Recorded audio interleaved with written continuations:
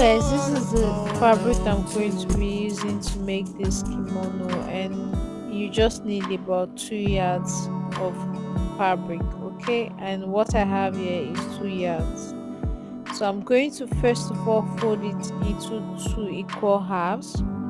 So like this, just fold it into two equal halves, and I'm going to just go ahead and iron everything out in place to make sure that it's arranged properly.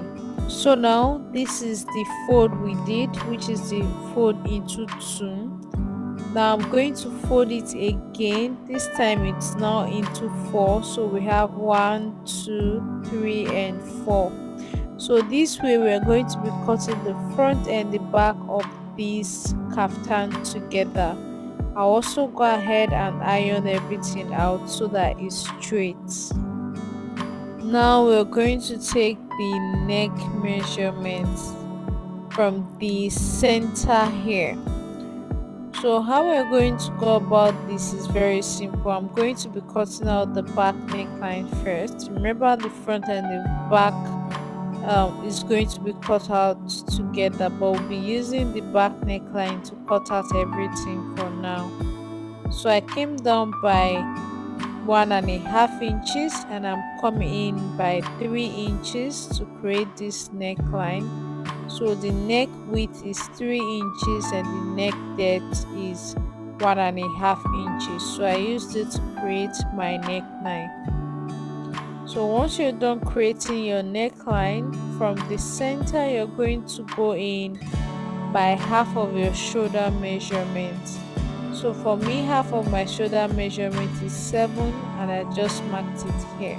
Now for this kaftan, I want to cut the sleeve along with the shoulders. Okay, now from this shoulder that I just marked here, I'm coming out by 13 inches. This is going to be serving as a sleeve, but we are cutting it together. Now from this sleeve area, I'm just going to take it all the way down.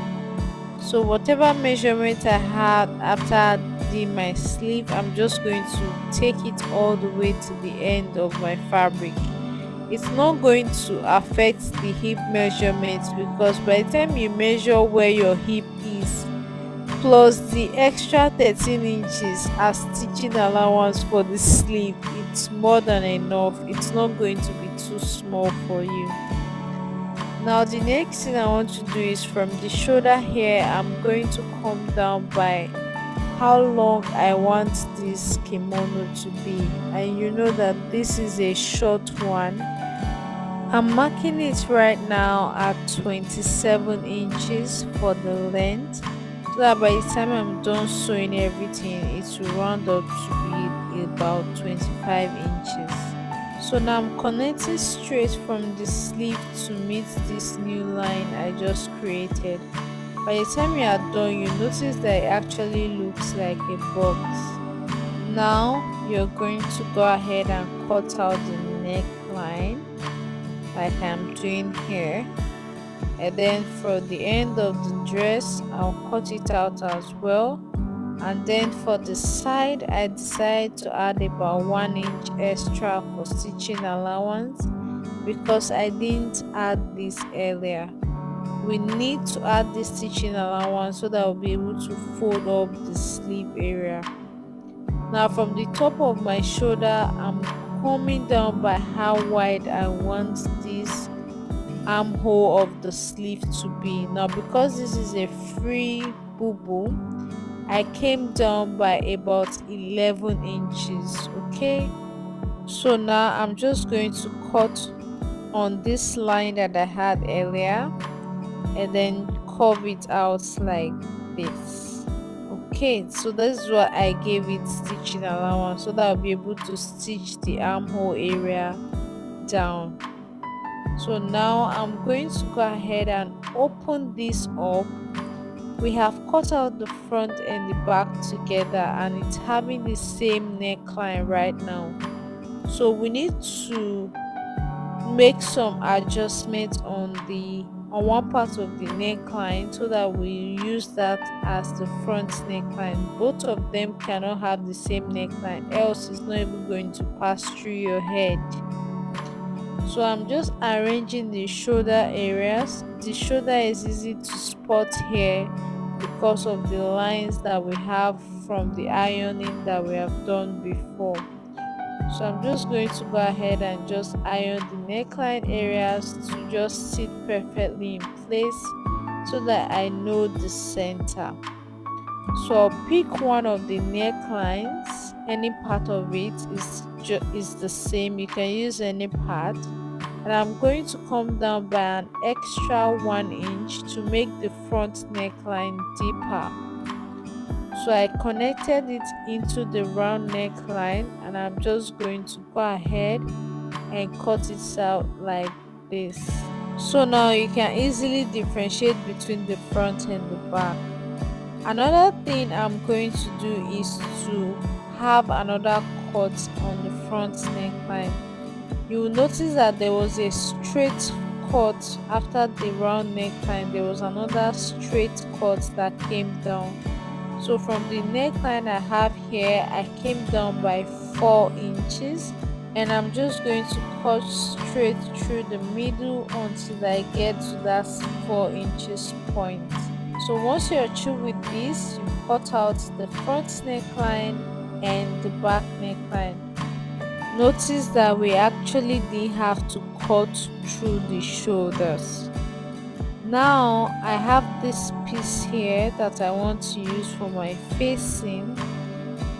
I have folded it into two as well, and the folded edge I'm just going to put the center of this fabric here. Make sure it's very long. Make sure it's long enough to get the opening that we had in front as well, because the facing we're going to be cutting out for this particular piece is going to be long in front. So I just pinned this fabric on my actual fabric underneath, and I'm just going to trace out the neckline both for the front and the back. And I'm also going to go ahead and cut through the front part of the facing. That 4 inches that we came down by on the actual fabric, I'll also repeat it on the facing as well. Now we can remove our pin and remove the actual fabric. Now I'm going to just cut through my facing. You can see what it looks like. You can see the opening here.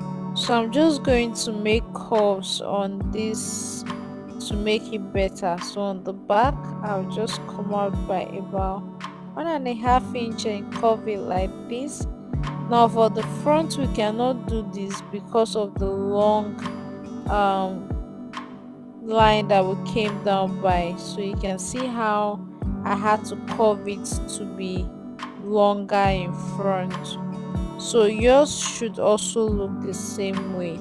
So now go ahead and turn the facing all the way around once. Make sure you only stitch it once. So I'm through with this, and this is what it looks like. You can see the neckline opening here. Now I'm going to go ahead and bring the actual fabric and turn the right side to face me. Make sure you turn the right side to face you. Now once you're through with this, you're going to place your facing. We are actually using this method because we don't have an opening on our shoulder. We don't have any cut on the shoulder. So you place your facing on it, right sides facing each other like I'm doing here. And if you've done it properly, it's going to be exactly the same thing like what I have here. So I just go ahead and pin it all the way around just to secure it in place, and I'm going to go ahead and make a stitch all the way around. So guys, I'm done making the stitch, and I've made notches all the way around the neckline so that it will be easy for me to turn around. So I'm going to turn the facing towards the back like I'm doing here. So just turn everything over to the back. Let me actually turn this fabric to the other side so that we can easily turn it and then iron it in place.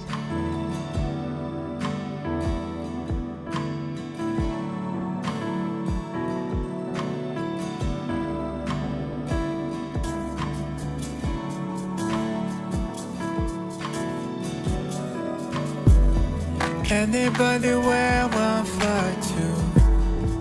Make them come, they already know.